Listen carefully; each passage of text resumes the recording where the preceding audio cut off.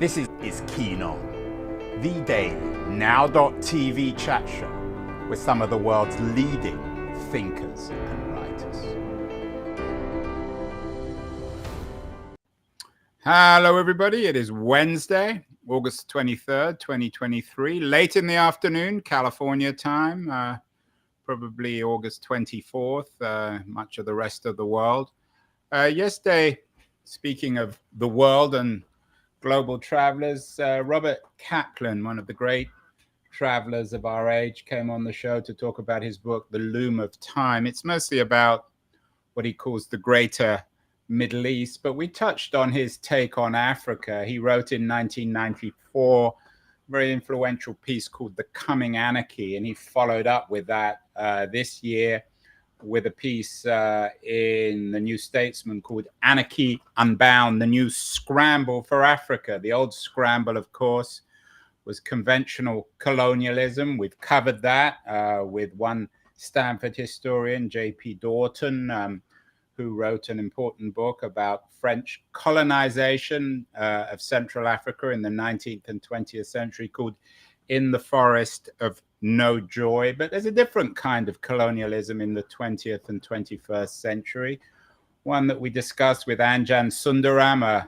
very distinguished war correspondent who spent a lot of time in Africa, and also with Roger Ballen, the particularly distinguished photographer, South African photographer, on the colonialization of wildlife and the ecosystems of Africa. And today we're continuing in that theme, a new kind of colonialism. Siddharth Kara has a really important new book out called COBALT Red. It's a book about, I'm not sure if we would call it colonialism, but our meaning the Western new relationship with Africa, which in many ways, I guess, is not that different from the old relationships. Siddharth is joining us from Los Angeles, where he divides his time. Siddharth, is my introduction fair? Is your book really the second chapter or the third or the fourth chapter in the same book on Western colonization and exploitation and appropriation of African wealth? I think that's a fair assessment, Andrew. Whether we call it chapter 2, 3, 4, or 5, it is the latest chapter in a long story of colonial pillage and plunder of the resources and labor of the African continent by the global north, going back since the Portuguese first ventured south back in the early 1400s. And it's been sort of one wave of colonizers and imperialists after another, coming down for the resources and, of course, enslaving the continent and its people for hundreds of years during the Atlantic slave trade, and then colonizing Africa for the better part of a century up until the independence movement of the 1960s.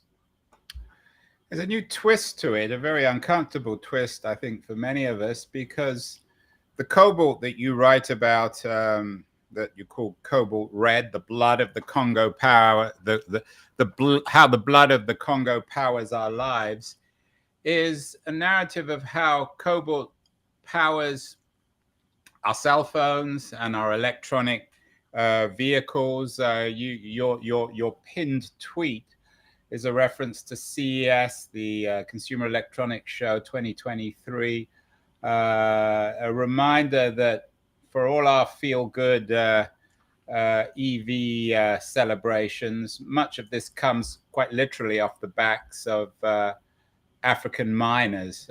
Talk more about this new kind of relationship, Siddharth. Well, you, me, and probably every single person listening to us cannot function for 24 hours without cobalt. Cobalt is an essential component to almost every lithium-ion rechargeable battery used in the world today. So that means every smartphone, tablet, laptop, rechargeable device, and crucially and increasingly, most every electric vehicle.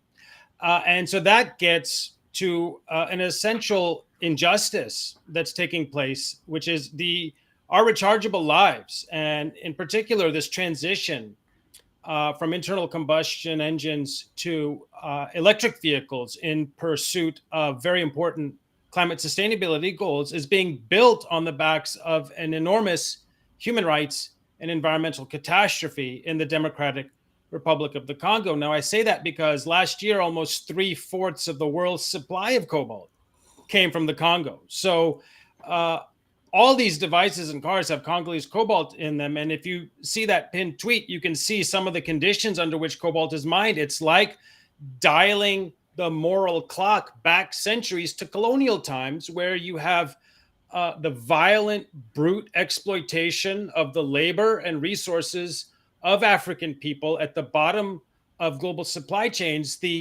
That's the part that's the same or similar to the colonial period. What's different is this entire economic chain is now adorned in these proclamations that the supply chain is clean, that the participants in it, their human rights are protected, that mining is done sustainably. All the consumer-facing tech and EV companies make these claims, but they're completely inconsistent with the reality on the ground. And that's the story that's told by the Congolese people through the pages of Cobalt Red. Yeah, I mean, when one thinks about it, you didn't know the context, you would assume that Congo would be one of the most powerful countries in the world, quite literally a Wakanda. It has all the resources we need. So why, Siddharth, isn't it? Is this just a continuation of foreign owners of the mines, or of wealthy Congolese entrepreneurs or landowners exploiting their own people? It's funny you mentioned Wakanda, because I can remember sitting in the town of Kolwezi, and Kolwezi is ground zero for cobalt mining in the DR Congo. Probably 1/4 of the world's cobalt reserves are sitting under the dirt of Kolwezi. And I can remember sitting there, and I had this moment where I thought, Congo is Wakanda without the force shield that camouflages the place. Because what that force shield did is it prevented the outside world from seeing that there was this great treasure in uranium.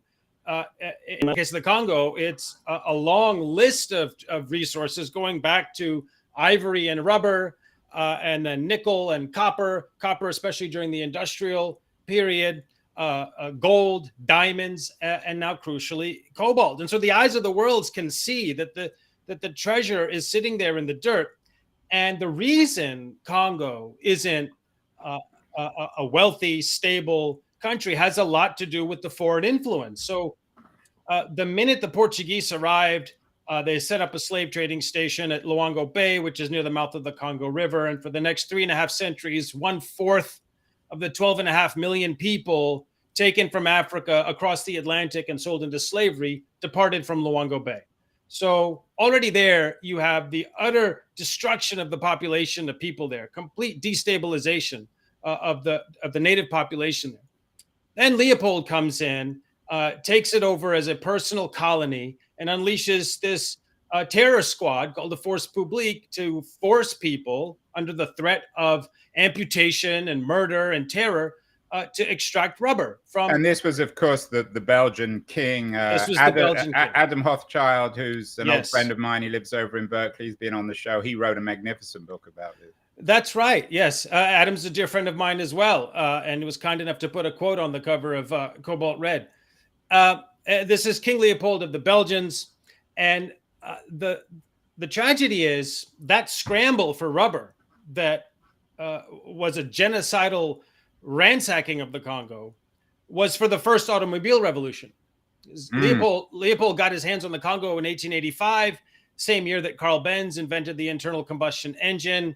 It had steel-clad wheels that could only go so fast before they fell apart. And then Dunlop in 1888 invented the rubber tire. And so then the scramble was on for rubber, and Congo happened to be sitting on one of the largest rubber tree forests in the world. Now skip ahead to the present day, and we're going through this new automobile revolution, the transition from internal combustion engines to electric vehicles. And then who happens to be sitting on the lion's share of the global supply of the crucial metal required? Once again, it's Congo. And once again, the scramble is on. And now it's not King of Belgium this time. It's consumer-facing tech and EV companies creating this enormous demand-side pressure to get cobalt out of the ground as quickly as possible and feed it up the chain. So Congo never had a chance at stability, even at independence. But why?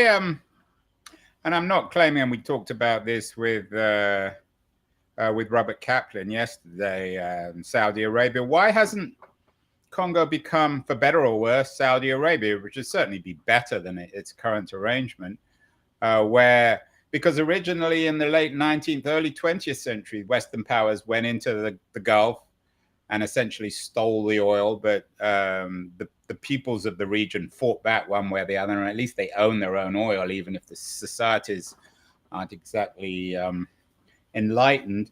Why didn't that happen in Congo? Who owns the land and these mines? So the land is leased primarily to Chinese state-run mining companies. And they pay no heed to the human rights or environmental sustainability of mining practices in the Congo. You get down there on the ground and millions of trees have been clear-cut. And no one I ever met could tell me they saw someone planting a tree to replace it. Millions of trees clear-cut to make space for these giant mining concessions. Concessions means the territory that a mining company is allowed to rip apart for cobalt and copper and other metals. And when I say large concessions, the largest copper cobalt concession in the Congo is the size of London. So you have to imagine a London-sized swath of countryside that's been completely ripped apart and gouged apart, and all the people who were living there forcibly displaced and now unable to survive. And what is the local association with these Chinese? I don't know whether you would call them colonialists or investors or a mix of the two. Well, I think that the Chinese state-run mining companies are operating in a neo-colonial fashion. They're taking their turn at ransacking Africa. And if you look across Africa, the way they've done it is with these infrastructure and loan for resource deals. So they go to African countries, they say, well, we'll give you some loans, we'll build a port, we'll build your wireless networks, we'll build some highways, and so on. And in exchange, we want access to resources.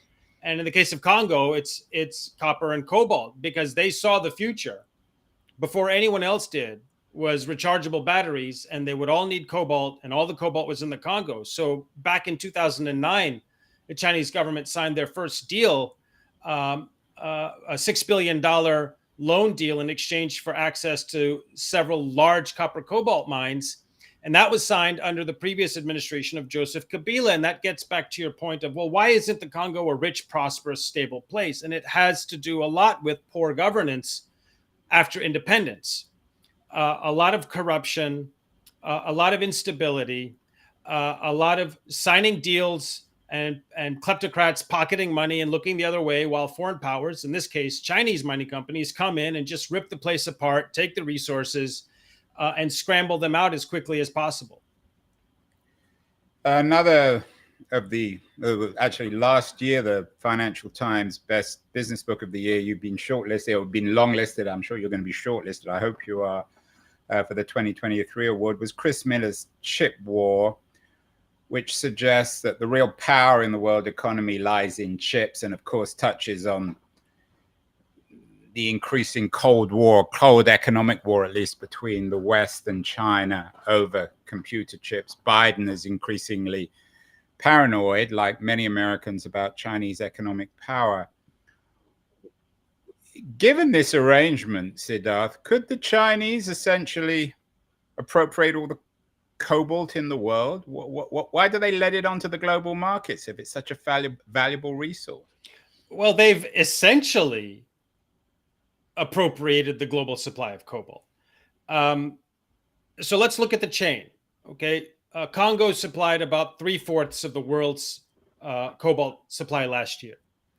China controls about 80% of that. It's China plus Glencore that control cobalt production in the Congo. So China controls about 80% of the cobalt coming out of the ground in the Congo, and the mining companies are all vertically integrated. So most of that cobalt in its raw form is then exported to mainland China for commercial grade processing. China supplied about 80% of the world's supply of commercial grade refined cobalt last year. And then that refined cobalt is what goes into the batteries. And Chinese companies made about half of the world's rechargeable batteries last year, including for all the big tech and EV companies. So they've essentially vertically integrated most of that supply chain. And they did it before the West knew what was happening. And so now you see this slight panic and scramble with the EU and the United States stopping and saying, wait a minute, here we are passing EV mandates, and we need rechargeable gadgets for our consumers, but we have no touch on the supply chain. It's all going through China. And so that's a geopolitical risk. It's an economic risk. And so now they're scrambling to figure out how do they create supply chains that may bypass China, but they're late to the game because there's not a single American mining company on the ground in the Congo. And you saw the Biden administration 5 or 6 months ago sign an MOU with the governments of the Congo and Zambia to try to promote alternate battery metal supply chains, but it can't be done until they have presence on the ground. Once the cobalt's out of the ground or the copper and it's on its way to China, the supply chain is under the control of China, and that's a major political risk. It's a economic risk, and cobalt, by the way, is also used in a lot of defense systems. It's a super alloy in jet engines for fighter jets as well as commercial jets. So for people watching here, we have an image of cobalt. It doesn't look very valuable, but it really is. Oh, it goes for tens of thousands of dollars per ton on the London Metal Exchange. And that's part of why there's this scramble to control it, because it's a limited resource. There's more cobalt in the dirt in the southeastern corner of the Congo than the rest of the planet combined. It's astonishing. I mean, as you say, it's the reverse of Wakanda. We are speaking with Siddharth Kara, the author of Cobalt Red, How the Blood of the Congo Powers Our Lives, a very troubling book about the nature, the neo-colonial nature of our 21st century economy. We're going to take a short break, Siddharth. After, I want to talk more about your own personal involvement in this story, how you went to Congo. But I also want to thank our sponsor, Liberties, a quarterly journal of culture and politics, who are supporting Keen On. Important new periodical published 4 times a year. Going to run a short video, and then we'll be back with Siddharth Kara to talk more about his enormously important and troubling book, Cobalt Red. So don't leave us, anyone. Beyond the news, the noise, there is nuance, insight. Liberties is not just a journal of ideas. It's a meteor of intelligent substance. It's the place to be for engaged citizens. Politics, opinion, substance. Liberties is a triumph for freedom of thought. A quarterly of urgency, of cultural exploration, of intellectual delight, of immaculate prose. It's invaluable. Subscribe now or find Liberties at your favorite bookseller.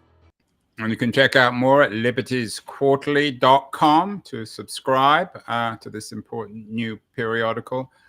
We are speaking with Siddharth Kara, the author of Cobalt Red. Siddharth, you're already well known. You've published a number of books on modern slavery, on labor, on sex trafficking. Tell me a little bit about how you ended up writing this book. Well, as you mentioned, I've been doing research on modern day slavery and child labor for many years, going back to the year 2000. And I can remember very vividly, it was in about 2016, a few colleagues in the field came to me and said, Siddharth, there's something really awful taking place with cobalt mining in the Congo, and it's in the batteries, and you need to go check it out.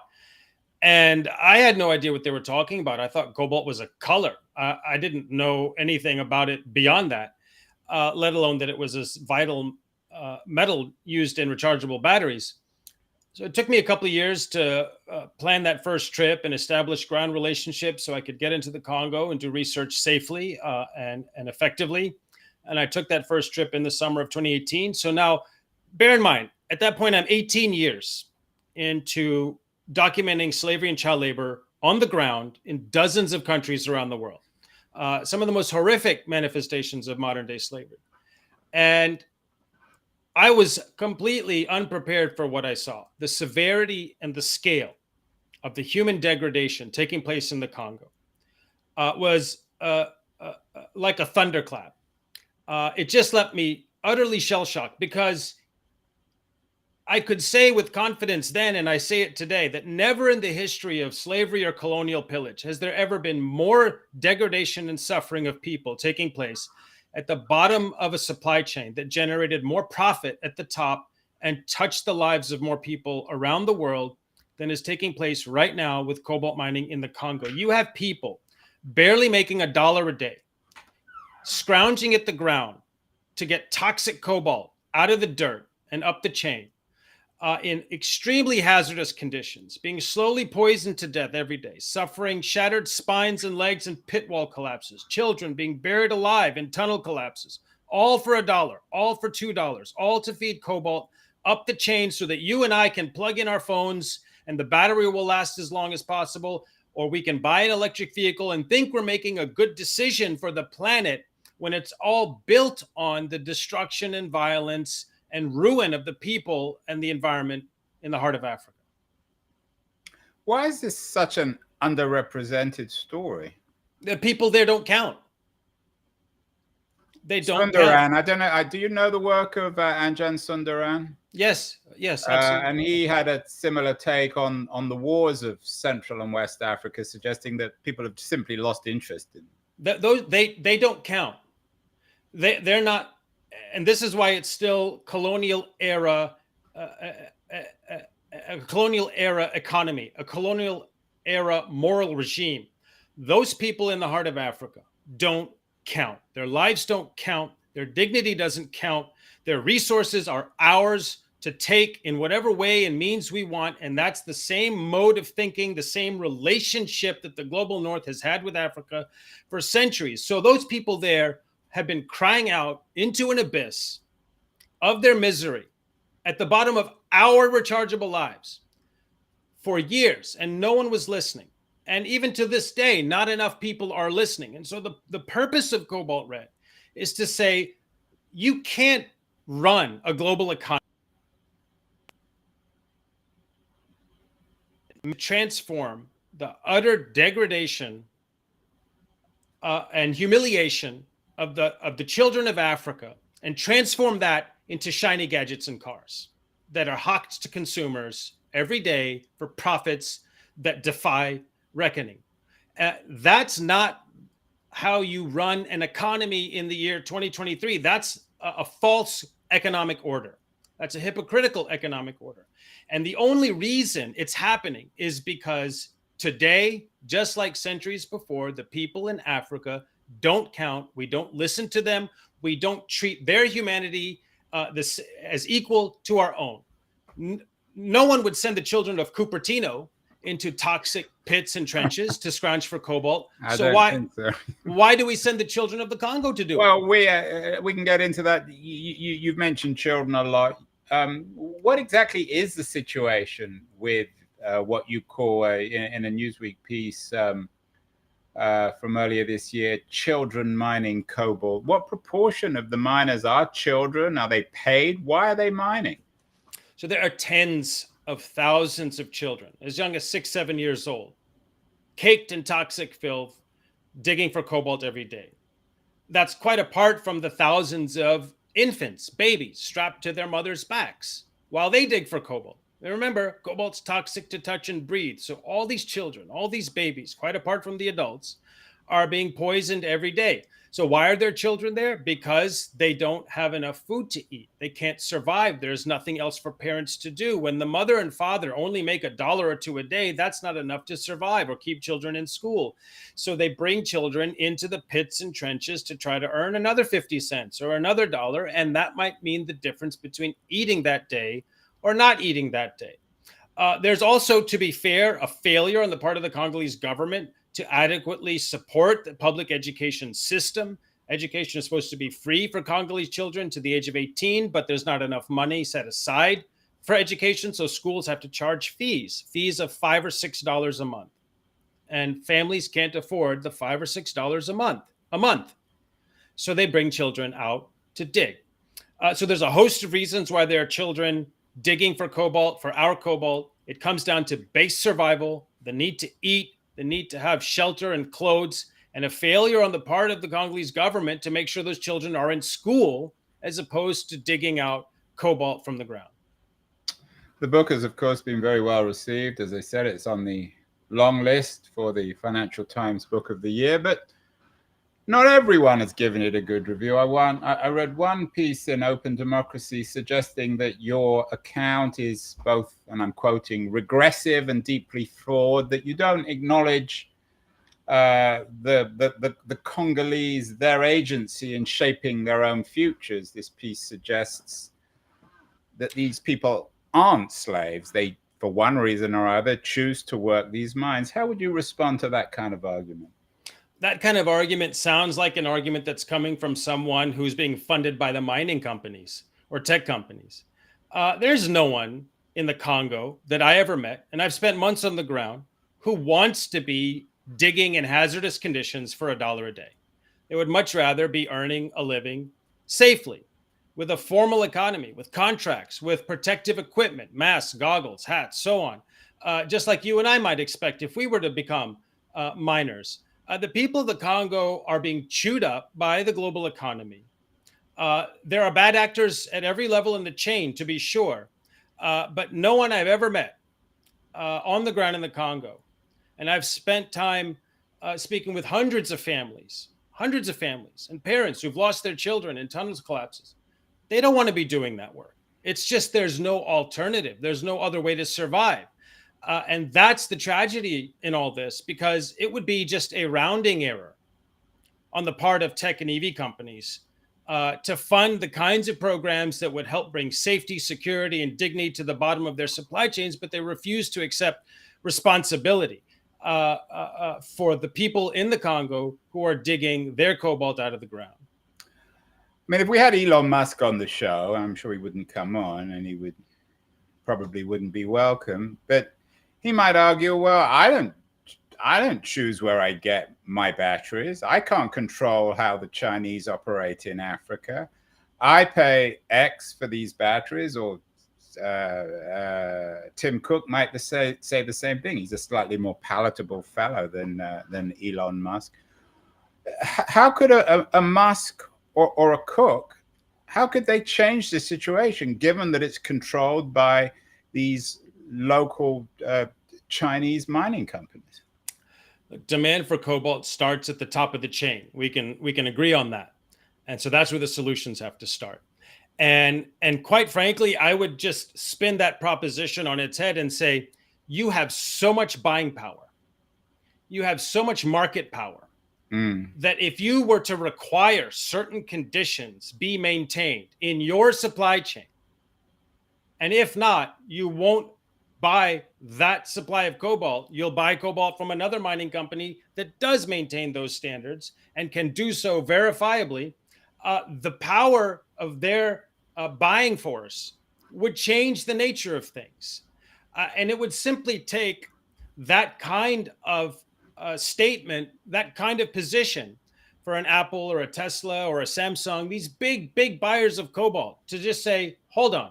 We want an independent third-party team on the ground, making sure that the conditions are dignified, safe, and sustainable. Because, by the way, they all say in their public statements, in their SEC filings and their marketing statements, that they ensure that the human rights of every participant in their supply chains are protected down to the mining level. They all say down to the mining level, that mining is done sustainably. And so they're making these claims. And do they know they're lying? Well, I mean, presumably some of them have read your book, or at least they've heard about your book. They either are recklessly ignorant of the reality at the bottom of their supply chains, or they're dealing in falsehood. It's one or the other. And the fact of the matter is, if they wanted to actually do the things they're saying, protect the human rights of the Congolese people, ensure mining is done sustainably, ensure that all the participants in their supply chains enjoy the same human rights standards as people at corporate headquarters.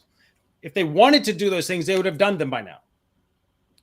So the fact that they haven't means they don't think the people in Africa are worth it, or they think the people in Africa are someone else's responsibility. And that's the problem with the governance of our current global economic order. Everyone is pointing the finger at everyone else as being responsible for conditions at the bottom of their linked supply chain. And so when everyone's pointing their finger downstream, no, you're responsible, the wholesaler is responsible, the mining company is responsible, the battery company is responsible, everyone's pointing their finger downstream until the last finger is pointed at the child caked in filth in the Congo. And no one's taking responsibility for that child.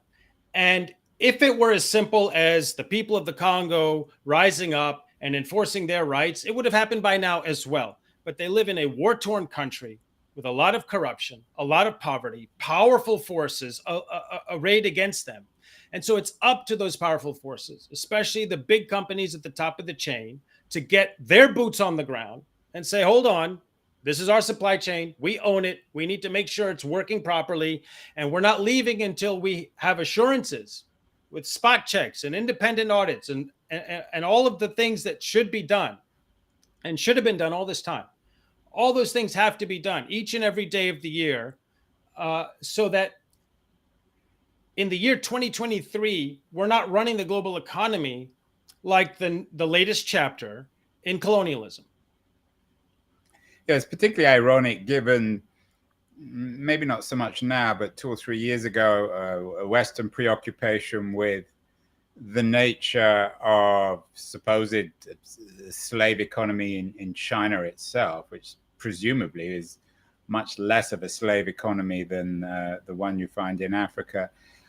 What about changes within Congo? Are there any more enlightened companies or organizations who can help with creating a fairer, more humane ecosystem for paying miners properly and providing security and protection? The answer is yes. I want to take a moment, though, and I'm glad you mentioned this issue about China, because on a very bipartisan basis, without even a sneeze, a hiccup, or a moment's debate, the U.S. government, Republicans and Democrats, enacted a law to prohibit the import of a single solar panel made in Xinjiang province, because the presumption is it's made by the forced labor of Uyghurs. None of them had been there to actually see it, but there's been a lot of stories about it, a lot of research, a lot of testimonies from people there, and that was enough. So you can't make a solar panel in Xinjiang province and get it into the United States right now. That's exactly what needs to happen with every battery that has cobalt in it. And then things will change.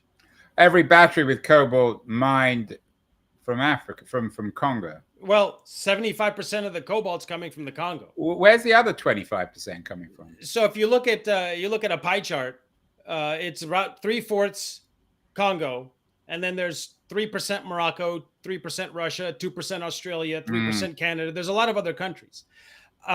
So the presumption should be that if it's a battery that has cobalt in it, that there's some share of Congo cobalt in that battery, because cobalt, mostly coming from Congo, but also from Australia and other countries, is still refined in mainland China. And once you refine various batches of cobalt, you can't tell which fractional part may have come from Canada or Australia. It's refined cobalt at that point. So the presumption should be it's got child labor and forced labor and environmental destruction in it, if it's a battery with cobalt, and import ban. Well, I dare say the companies, Apple, Tesla, the rest of them, would probably start taking this issue more seriously. It shouldn't come to that. But if it needs to, then we need courageous political leadership. But to your question about are there organizations, there are people in the Congo who are trying to improve their lives. Civil society is very thin in the Congo. It's very difficult to actually do anything that upsets the order of things, because the country's run by and large by kleptocrats who have a lot of money at stake, and they don't tolerate dissent. And that's been the way of things since independence. So it's very hard for civil society to be too critical of the government. It is very hard for these organizations to access foreign sources of funding. It's very hard for them to get their word out, their truth out, their voices out into the world in any sort of sustained way. But there are people clamoring and advocating for the improvement of their own lives. And so we have to reach a helping hand into the Congo to help amplify their voices. And that's what I've tried to do with Cobalt Red, which is to just be a pass-through for the voices of the people on the ground so that they can reach the global audience and say, here's our truth. This is what's happening to us, and this is how it touches your life. And then it's up to all of us to get activated, and for a community of conscience to get activated and say, wait a minute, this is not acceptable or tolerable. This injustice has to be set right, and then do the things that need to be done to help the people on the ground in the Congo improve their lives. Well, finally, a return to this issue of agency. What about our agency? It's all very well waiting for Apple or, God forbid, Tesla to redo their policy, and we could be waiting forever. Should consumers, people watching this, distraught by the situation there, readers of your book, should they simply be refusing to buy these products, go back to gasoline cars or ordinary phones? Well, I think we all have personal choices to make. For instance, it's been marketed to us for a decade now that we have to upgrade our gadgets every year. The camera has another megapixel in it, and the tablet processor is 8% faster. So keep upgrading, and that creates a lot of demand side pressure. And Apple are about to release their annual phone with Hysteria next month. So maybe we don't need to upgrade our gadgets every year. Maybe we can make do for a little longer and alleviate some of that demand side pressure. When it comes to EVs, that's a different kind of choice. If you want to transition from a gas-powered car to an EV, that's a choice you make. Ideally, you have that car for many years. I think everyone has to think about it and think, do I buy this EV thinking I'm making a green choice, but now I know it comes at enormous human rights and environmental costs for the people in Africa. And maybe I wait on that choice until I can get reliable assurances, not puffery and marketing statements. And I think the last silliness I heard at the Tesla shareholder meeting a couple of months in front of the mine. And if anyone, you let us know. Now remember I told you some time ago, these mines are as big as cities. So it's just silliness. It's just silliness. So they have to get on the ground and get serious about it. And then maybe consumers can think, I'm making a genuinely enlightened green choice, not just for me and my people, but for them and those people too.